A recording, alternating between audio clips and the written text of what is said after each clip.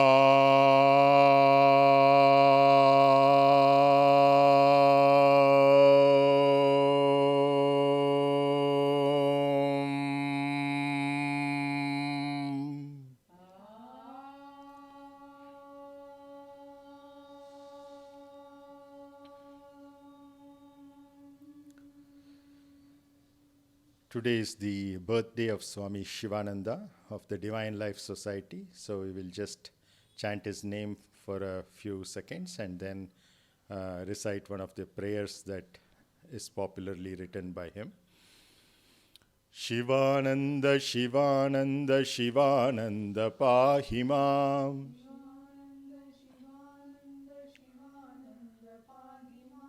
Chidananda, Chidananda, Chidananda Rakshamam. Shivananda, Shivananda, Shivananda Pahimam.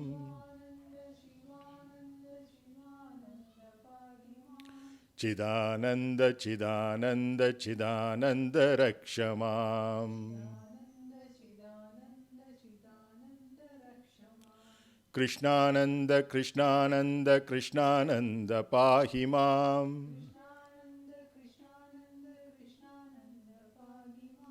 Saravana Bhavananda, Saravana Bhavananda, Saravana Bhavananda Rakshamam.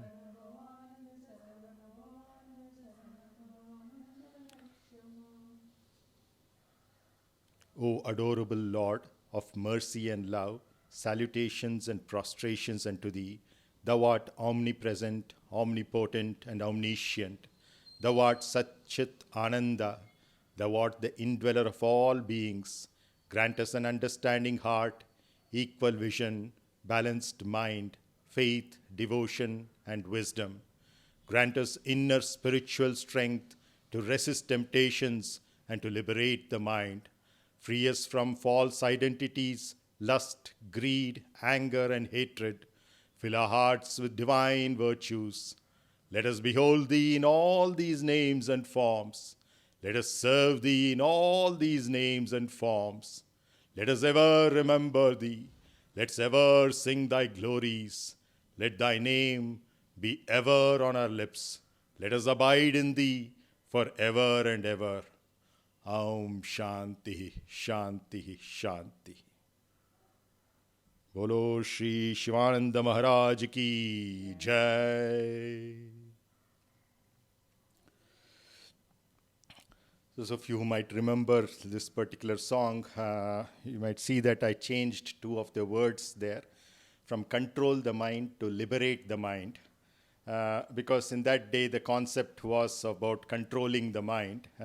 It's just a question of the appropriate English translation of what is there in our Vedic scriptures. People thought of controlling the mind those days, but in truth we have to liberate the mind, because the mind is also an important faculty for us and we have to liberate it. The other word that I changed there is, he says, free us from egoism. I say that free us from false identities.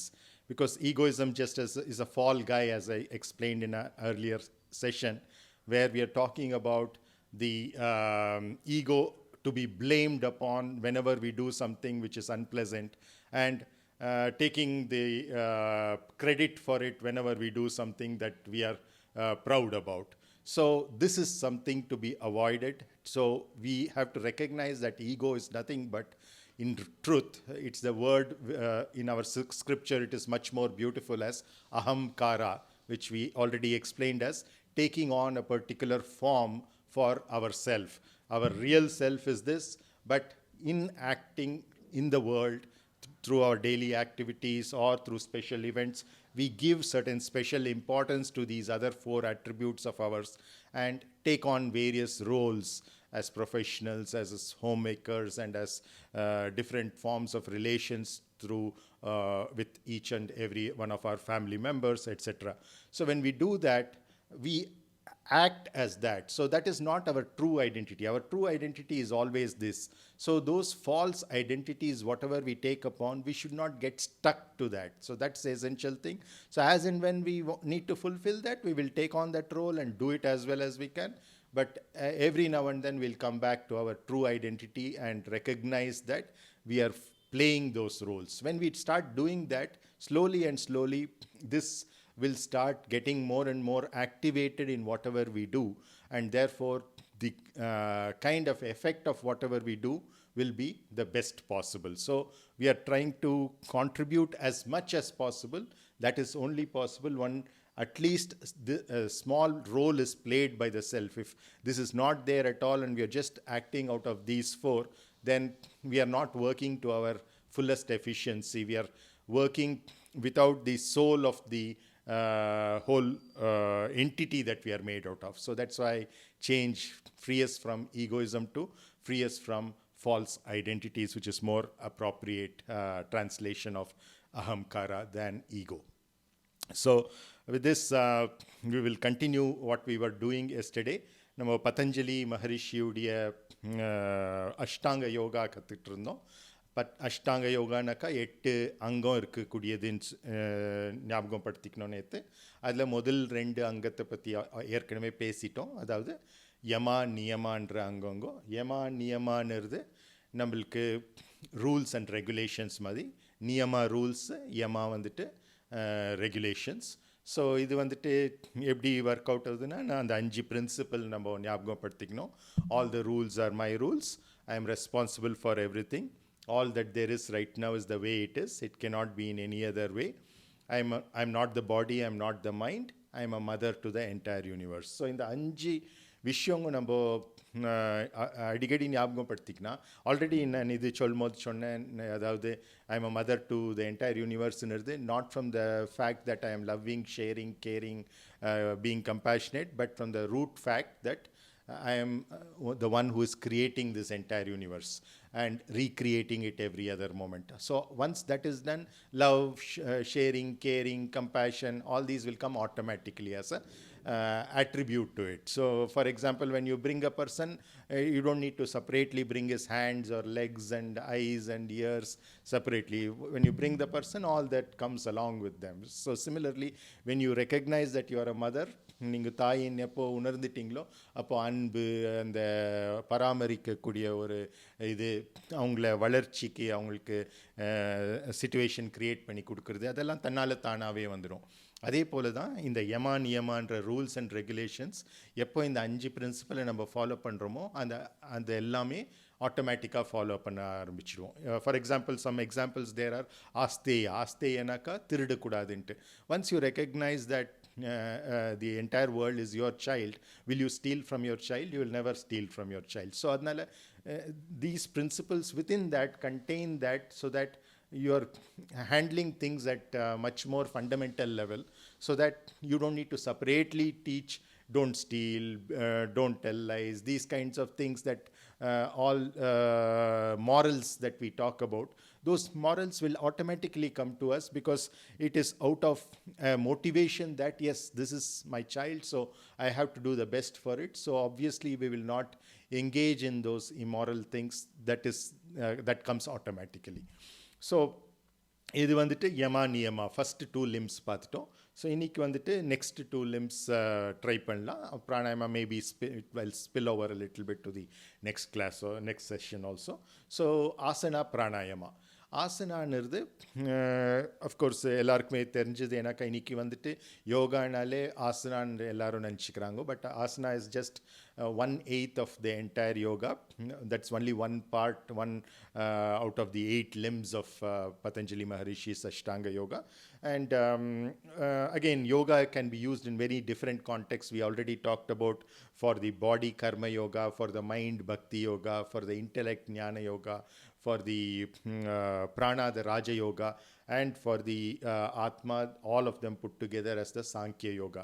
And Raja Yoga is what is Patanjali Maharishi's Ashtanga Yoga.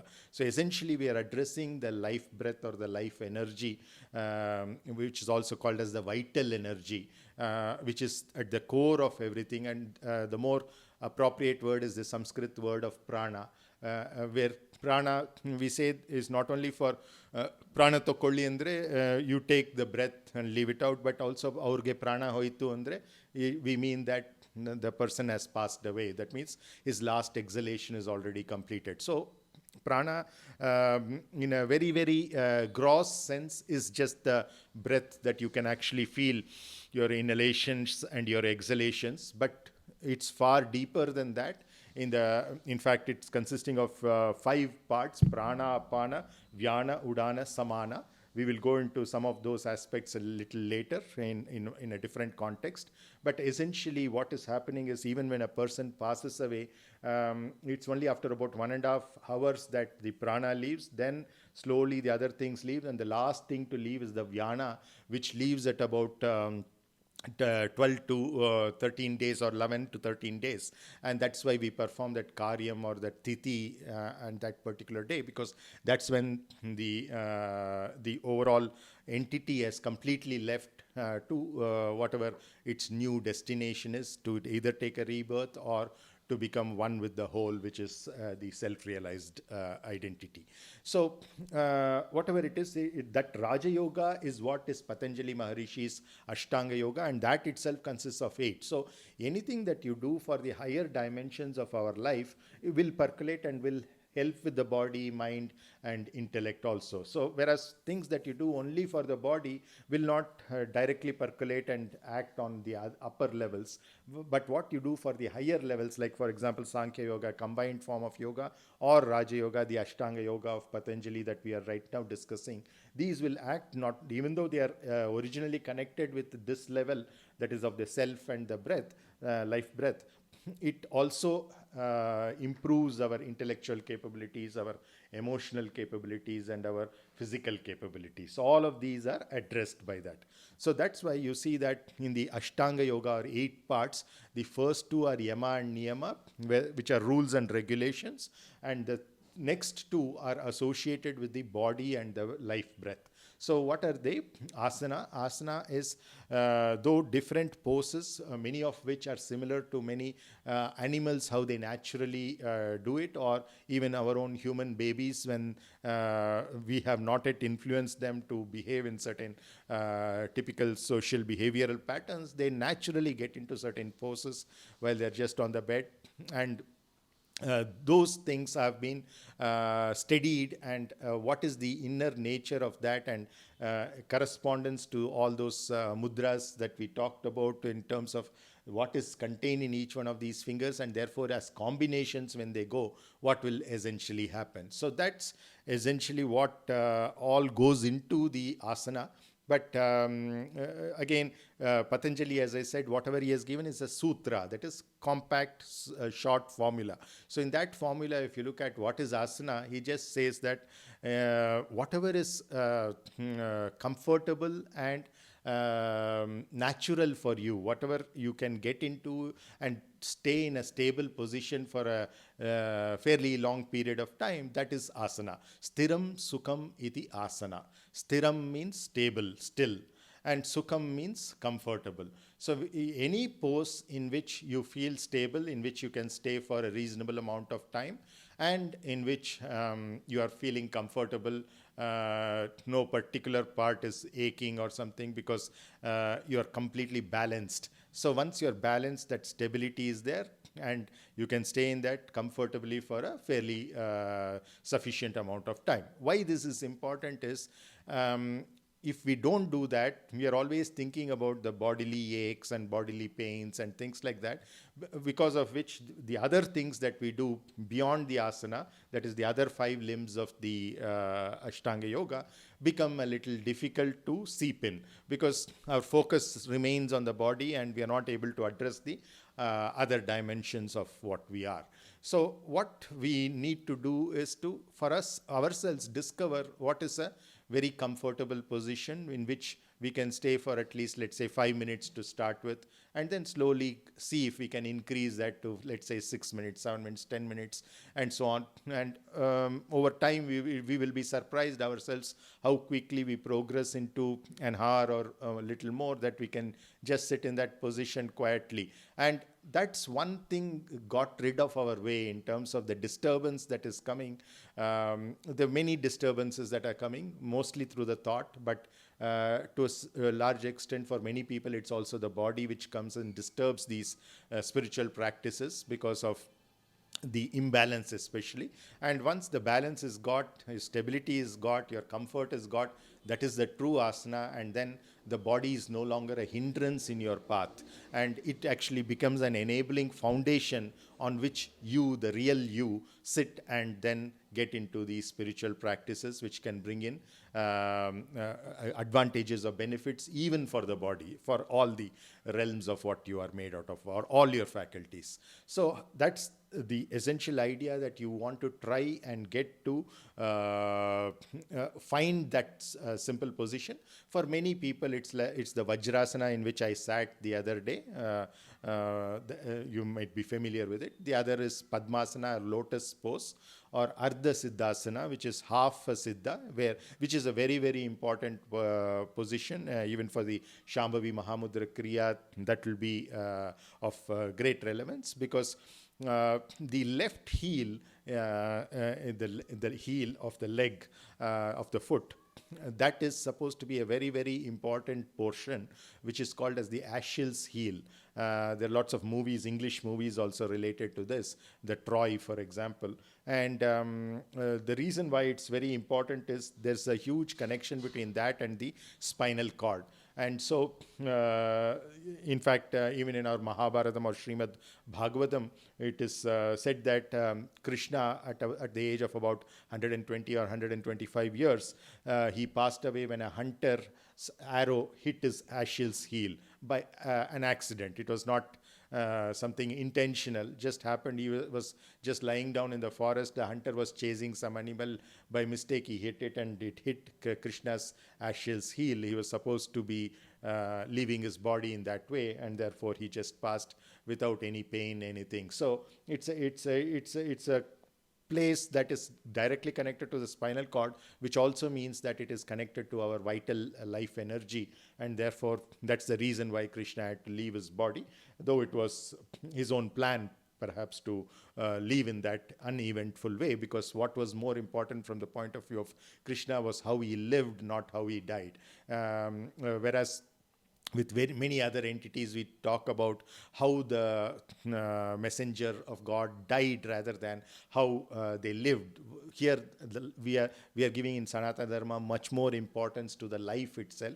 And so Krishna's life is celebrated much more than his death, which many people don't even know about this particular fact, which is there in the actual Srimad Bhagavatam or the Mahabharata also. But it's not highlighted by many people, because what they are interested is in how this person lived his life and how we can get inspired by that. So this Ardha Siddhasana is where your left heel touches the Muladhara chakra, that is the portion on the skin but right below the Muladhara chakra, that's right below the root of the spinal cord.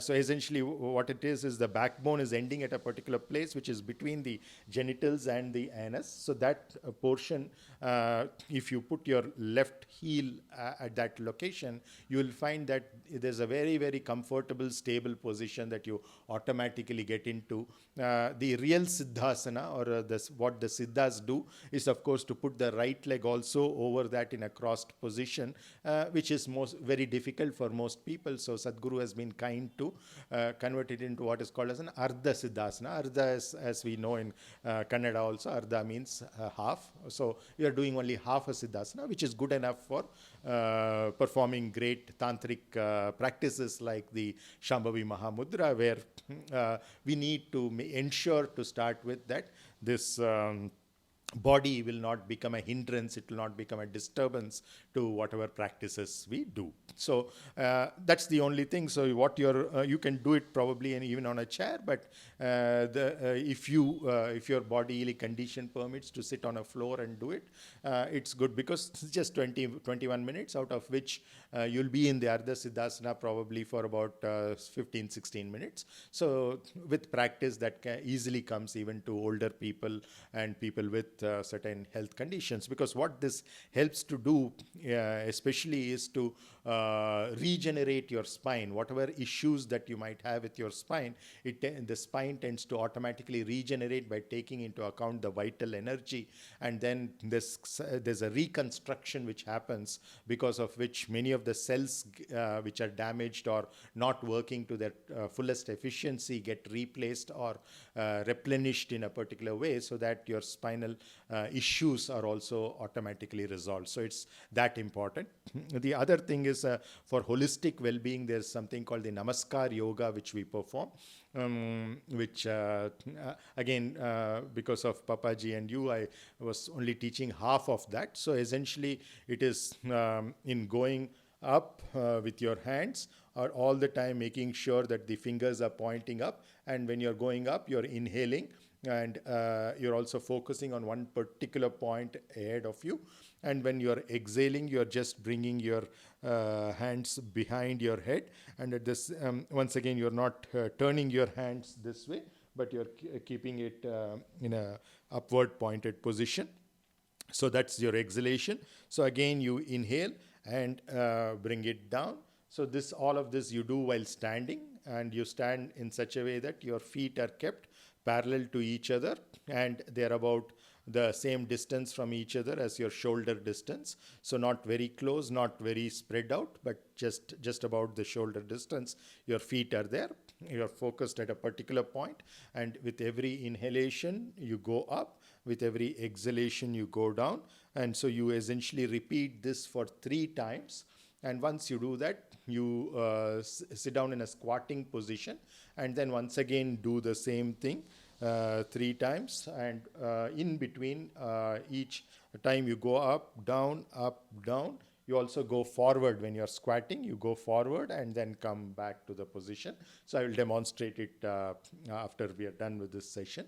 So that's so 3 times up and down, 3 times squatting up and down with the forward motion as well. And then we end up with what is known as Balasana, where we make a triangle with our hand like this, put it on the floor, and just bend down like how a little kid does. That's why it's called Balasana. Bala means a kid.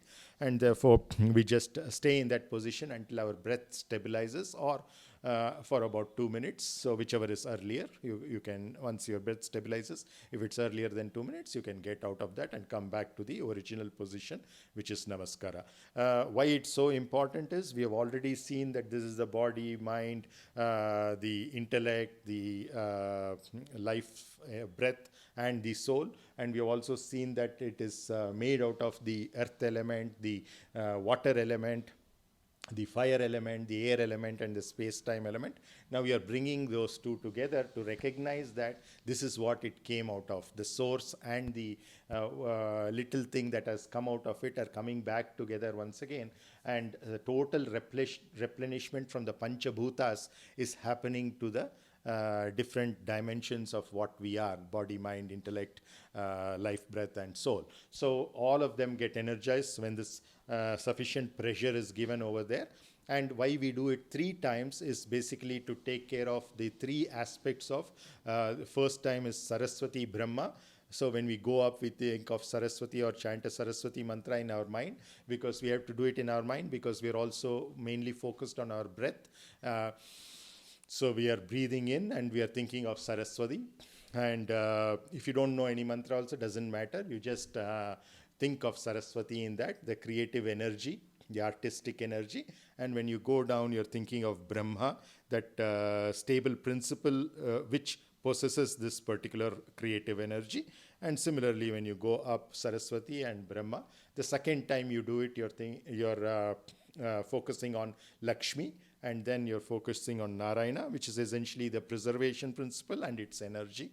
Similarly, in the last time, you're thinking of Parvati and Shiva, to understand the recycling or dissolving energy that is associated. So with that, we are combining the various aspects, though the way Sadhguru teaches it, he just teaches it as an asana to make it in a secular fashion. We are interested in what is known as the Sankhya Yoga, where we are combining all aspects of our existence. So while we are doing this asana, already the body and the breath are taken into account the way Sadhguru teaches. Now when I bring in Saraswati, Brahma, Lakshmi, Narayana, and Parvati, Shiva, the mind is also taken care of through the bhakti. So the emotions are automatically taken care of. So the way it is taught by Isha Foundation, it is just the video is also available on YouTube and also Sadhguru app. You can easily see. It's very well described. It's just about 10-minute video or so, where the demonstration is done very well. But they would not talk about this aspect, which for me has been very beneficial. The very fact that we are doing three times, one inhalation and one exhalation in each one of those times, is the inhalation is always for the goddess and the exhalation is always for the god, where we are seeing that stable principle and the energy that goes with it. The stillness and the dynamics, both are combined, and that is what is going to be of great help in an integral fashion that we try to do it. So this is one of the asanas. So as I said, Patanjali himself says that whatever is comfortable for you, whatever is keeping you stable for a reasonable amount of time, that is asana. So never go by what others say, no, you have to do it in this asana or that asana. Not necessary. If you can do it, fine, well and good. But if your body or your health condition does not allow, or your age does not allow, doesn't matter. You can do it in however you feel comfortable, but just that the whole purpose of this will be lost if your body becomes a hindrance. That is, for example, when we sit in this Ardha Siddhasana, all our bodily requirements, like let's say a thirst or hunger or even the necessity to go to the toilet, etc., all get automatically controlled when your left heel touches that particular portion of the base of the spine. All of these urges are automatically controlled, the biological urges that we normally get in a periodic time, because it's the body which keeps time. So at a certain frequency, we need something to drink. At a certain frequency, we need something to eat. At a certain frequency, we need to use the restroom. So all these things are based on the subjectivity of the body, which is made out of materials, that is the Panchabhutas. Because the Panchabhutas are subject to time, the body is also subject to time. But in getting to an asana, what essentially we are doing is to go beyond time. And that is possible through some of these asanas, which you can identify for your body, which is the best, and just get into that position and do it. Most important, abhyasa, practice. Keep on doing it so that you can increase the duration of that and feel even more comfortable in it, even more stable in it. So that way, when you do the other practices, that is not something that you are bothered or concerned about. That happens automatically, and you are focused on the other dimensions, how to handle that, especially the mind. So that's as much as what I could probably discuss related to asana. We can handle some questions or whatever concerns or doubts you might have related to that. Before that, I will just touch upon briefly the pranayama aspect, because that's the fourth limb. So that way we would have covered half of Patanjali Maharishi's Ashtanga Yoga. There are 8 limbs, 4 limbs. Yama and Niyama we finished yesterday. Asana we just discussed, and now we talk about pranayama. Many people divide this pranayama as into 2 parts, pran and ayama, where pran refers to the breath and ayama means ayama madidra in Kannada we say for an exercise. So pran ke ayam becomes the exercise for the breath. So that's what you're doing. But the actual way in the Sanskrit, the root, how it is constructed is prana yama. And we already saw yama niyama as the 2 limbs. Yama refers to regulation. So when you're doing a regulation, what happens is that the prana you're regulating, not just the pran or the breath alone, but the life itself, the vital energy of the life itself. That's what this is, life breath or life energy or vital energy. So that vital energy you are regulating at the prana, apana, vyana, udana, samana level. Don't bother if you don't understand these concepts or these names. If you don't remember, absolutely no issues. All these will happen automatically through the practices that we get into, especially the Shambhavi Mahamudra Kriya. But what is important is to understand the meaning of each of these, because Patanjali has been so compassionate to give such short definitions that we will never forget that yama means regulation, niyama means rules. So it's basically a game that you're playing called life. So what are the rules and regulations for that? How just like how rules and regulations for soccer or for basketball, there's certain rules and regulations if you follow for life, then it's an enjoyable game. Otherwise, you're cheating, you'll be shown the yellow card or red card. You'll have to go out temporarily, or you got to go out permanently for that entire game. So that's essentially what you're doing, is to shorten your life or to make your life a little more miserable by not following these rules and regulations. So those rules and regulations, what we summarized as those 5 entities, which we keep reminding ourselves every hour. Now, coming to pranayama also, asana again, he gave a very simple definition, sthiram sukham iti asana, which is stable, which is comfortable, that is your asana. What is your asana may not be her asana. What's her asana may not be my asana. Each of us has to individually find out. But it so happens that many of us find Vajrasana or Siddhasana or Ardha Siddhasana or Padmasana, these to be very comfortable. If you don't find that comfortable, no problem. Don't worry. Sit in something, but essentially don't keep shaking your body over 5 minutes or so. You just stay stable in that, comfortable in that. Then body doesn't become a hindrance. You can start focusing on how to improve the other aspects of your life, in particular the mind. So the life, similarly, pranayama also is given a very, very easy thing to remember, that it is prana yama. That means yama is regulation, how you regulate it, make it regular, and prana is, so because breathing patterns change a lot. So you would see that even in medical testing, for example, you take an ECG, electrocardiogram, you see that if the pattern is somewhat having a regularity in it, then there is something which is favorable. But if there's irregularity in it, that's when the problems are. So when you say regulation, yama, all that you're saying is that you are having some kind of a periodicity in it. So after a certain duration of time, these things are repeating in a particular way. So in other words, it's going through a cycle, and you don't need to bother about some cycles being very long, some cycles being short. All these the issues are not there. Some cycles going very high up, some cycles going very low down. All these things are not happening. It's going in a very, very regular fashion. And that's what we are talking about. Which yama are we talking about here? Prana ka yama. So that is, prana is your life breath. So by controlling your gross breath, by making it slow and deep and long breaths, you are essentially controlling all other aspects. So you're, by regulating the life breath, the other 4 pranas that we talk about, which eventually go into the life itself, the vital energy itself, are automatically controlled, because they're all very closely related to each other, just that one sustains for much longer compared to the other. That's why we say even after a person dies, the vyana leaves after 11 days, essentially to say that vyana has longer periods. But once you make the period of the prana regular, the apanas Vyana, Udana, or Samana, all of these, their periods also become regular.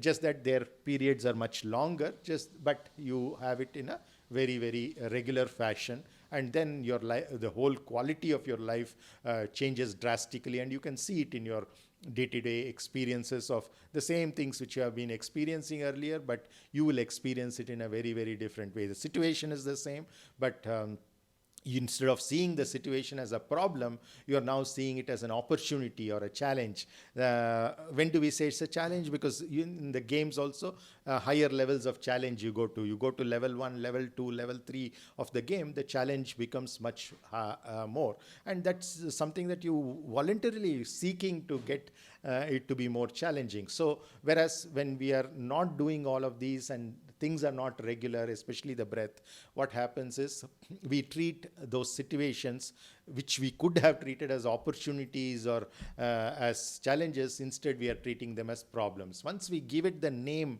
brand it as problem, then the branding has a huge effect on us. Just like any branding of a clothing that we want, or a branding of, let's say, a mobile phone or a television, we get to so focused on that, so much so that whenever we see a bureau, we call it Godrej. So the Godrej brand, the company which makes that, has become so popular. Or locks, we always say Godrej Tokonba. So essentially what you're saying is that you identify that brand with that. So in that way, this branding is so very important here also, because these brandings affect our mind and intellect a lot, the emotions and the reasoning capability. For example, when we say Xerox, it's actually name of a company. There are so many other companies. All of what they are doing is photocopying. Photocopying is the actual thing that we are doing, but instead we are calling the photocopying itself by the company's name as, it's like saying a phone means Apple or something like that. So it's not like that, right? So there are so many options that are available, and different people find different options which are more suitable to them, and you have to choose the appropriate option. Maybe you will go through a few trials and errors, but eventually you will settle down on something that you feel is best fit for you.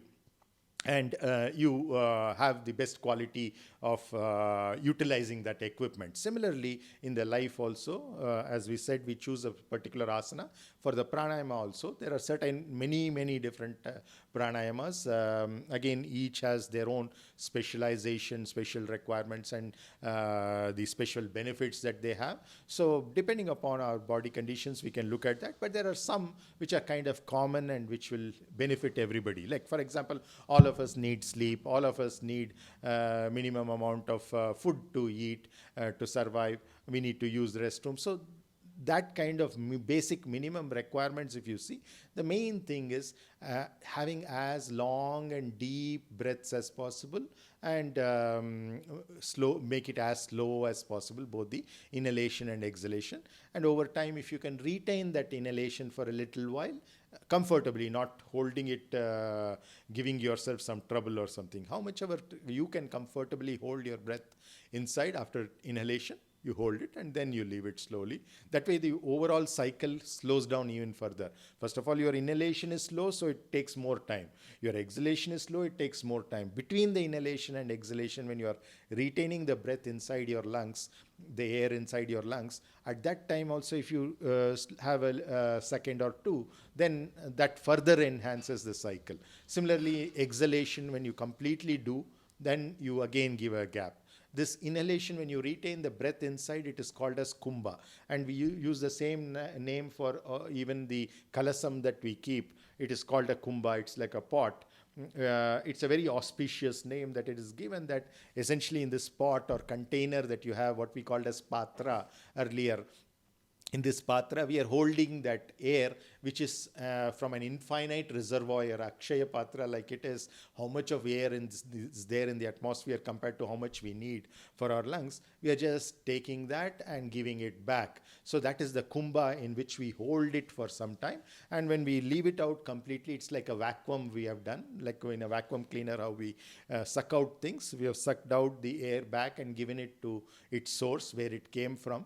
And that is called as shunya or zero.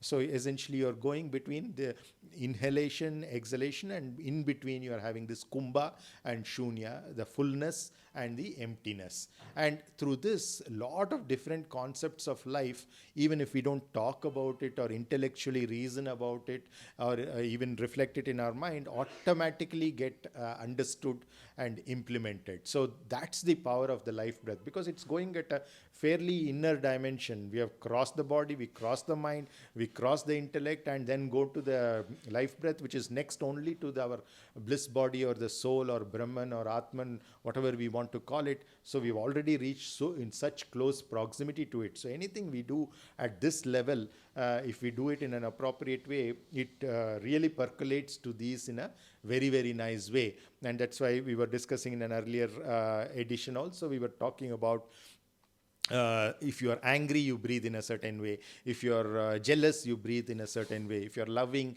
you breathe in a certain way. Now here we are just turning the tide in the opposite direction. I breathe in this way, therefore I avoid bouts of jealousy or anger or hatred, all those negative emotions which I would not like to be in. I will completely avoid that. So because also the kinds of endocrine hormones which are released in each of these emotions are essentially controlled by the breath patterns. So the breath pattern, the endocrine hormone release, and the mind, whatever feelings or emotions it has, all these are very intricately connected. And instead of trying to attack fear, attacking anger, attacking hatred, attacking all kinds of these individual problems, we are trying to attack it at the source or the root. And by making the breath as gentle as possible, as slow as possible, as long as possible, you all as deep as possible, all you're doing is to avoid all those so-called negative emotions and transform that energy, because they all hold a lot of energy. When you're angry, you don't realize how much of energy you consume. Many angry people, if they've been angry for a reasonable amount of time, they feel hungry. No wonder angry and hungry are rhyming words to each other. So these are kind of related, and you see that that kind of a consumption pattern, overconsumption, will also start coming down, and your restfulness will increase. All these things, insomnia will go. All these things will be handled once the breath pattern is taken care of appropriately. And in particular, we have already seen in this Aum chanting, A stands for the waking state, U stands for the dream state, stands for the deep sleep state. So when you need to be more aware and active in something, and you're feeling sleepy, just chanting alone will make you into much more conscious and aware, so that you can focus on a particular job much better. Whereas if you're focusing on alone, you will, if you need to relax, you've done a lot of work, you just want to get off and relax, or go to sleep also for that matter, then this sound will help. So this correlation is so very interesting. They look very, very simple, but when you try out, it works so powerfully, and it works every time. It's just a matter of, in the beginning, we tend to not trust it. Then what happens is it takes a little while to get adjusted to that. But once you start trusting it and start practicing it, so what? If it doesn't work, fine.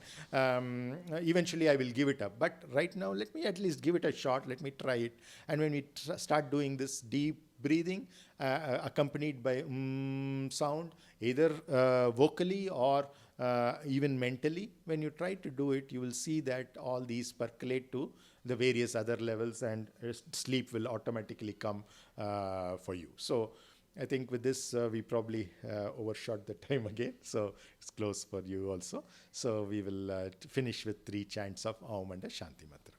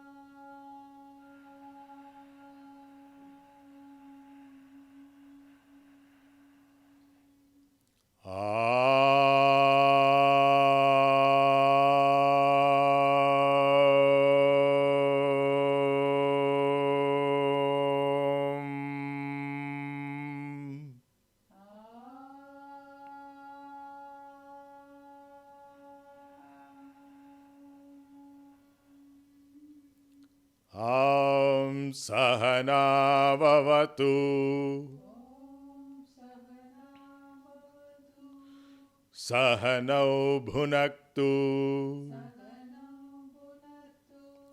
Sahaviryam Karavavahai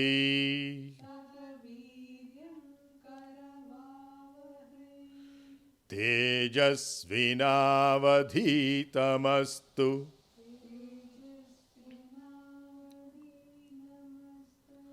Ma Vidvishavahai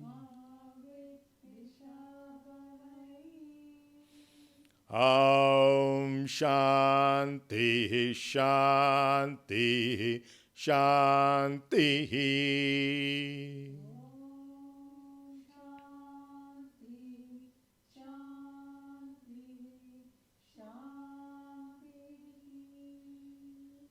Thank you very much. Namaskaram.